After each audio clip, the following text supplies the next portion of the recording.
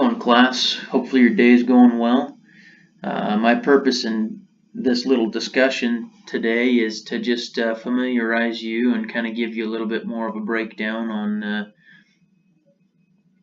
FCA's adaptive cruise control and some of the advanced safety systems and how they operate and function.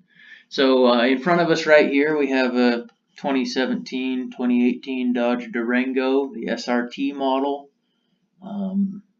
I think pretty cool car. Right now I have a 03 Durango. That's kind of my kid hauler. So this is obviously a much newer, much better car. But anyway, for our discussion today, I just kind of again want to focus your attention on the front end of the vehicle. Notice the radar sensor here in the front bumper and the front view camera here behind the rear view mirror.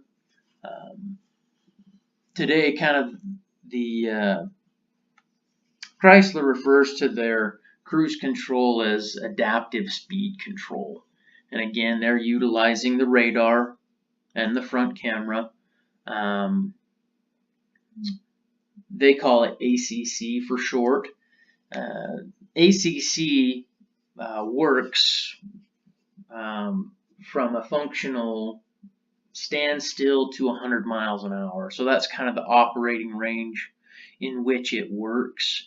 If you have an advanced ACC, or automatic cruise control, FCA calls it ACC Plus. If you have that feature,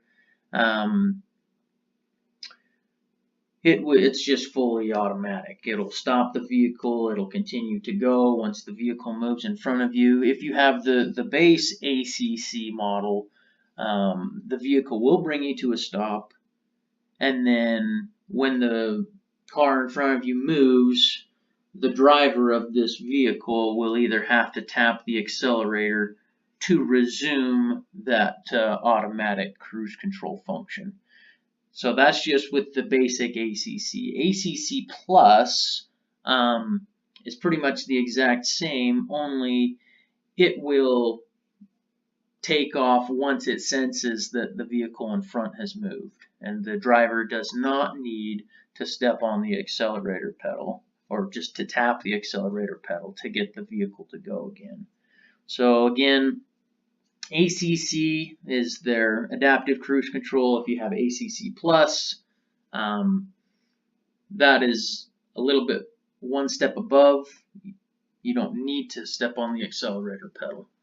So as far as that goes, one other thing that ACC Plus or ACC Stop and Go gives you is it incorporates the forward collision warning and with what Chrysler calls grade braking. So grade referring to the pitch of the road or the steepness of the road. So again, it will downshift the transmission to maintain that same speed to kind of minimize the stress on the braking system. So to minimize the amount of heat that you generate going down a big hill, it will automatically downshift for you. Pretty neat thing. So as far as this advanced system is concerned, we have the adaptive speed control module that's communicating with the anti-lock brake system module. FCA calls it the ABM. And then we have the brake lamp sensor, the electrical mechanical instrument cluster, and then we have the electronic vehicle information center. And then we have the forward-facing camera, powertrain control module, speed control switch, steering control or steering column control module, and wheel speed sensors. So all of those modules and sensors are communicating at the same time to distribute information. Again, they're using the CAN network to disseminate that information to the rest of the modules in the car. The forward-facing camera and the automatic cruise control modules, they share a private bus in addition to having that information on CAN bus, but that private bus allows that data transfer to occur within the automatic cruise control module. So, and then the automatic cruise control module can then send those electrical messages to the ABS system, to the traction control, and to the powertrain control modules. So as far as distance settings for this type of system, that's all found in the right spoke of the steering wheel. And as far as like the distance in which you want to stay away or the distance you want to keep from the car in front of you, the settings, they're all 1, 2, 3, but basically the first setting is a following distance of 1 second behind the car in front of you, the driver.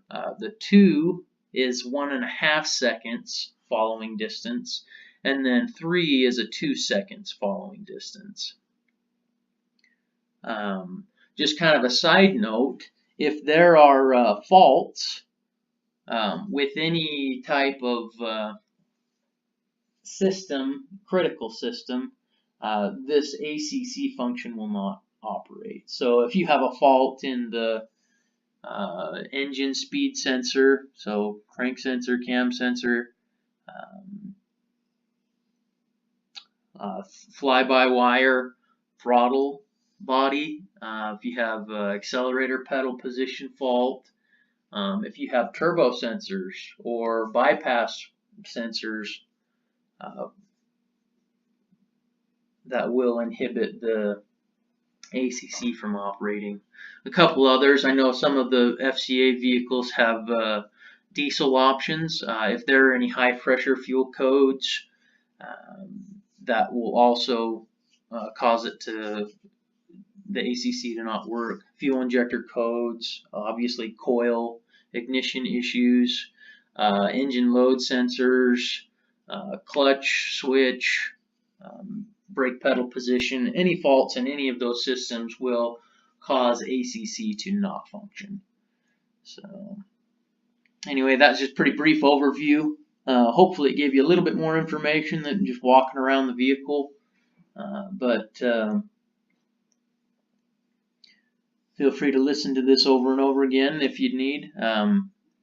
Questions from the quiz, it will be pulled directly from this this little explanation. So pay attention and shoot me an email or send me a text if you have any questions.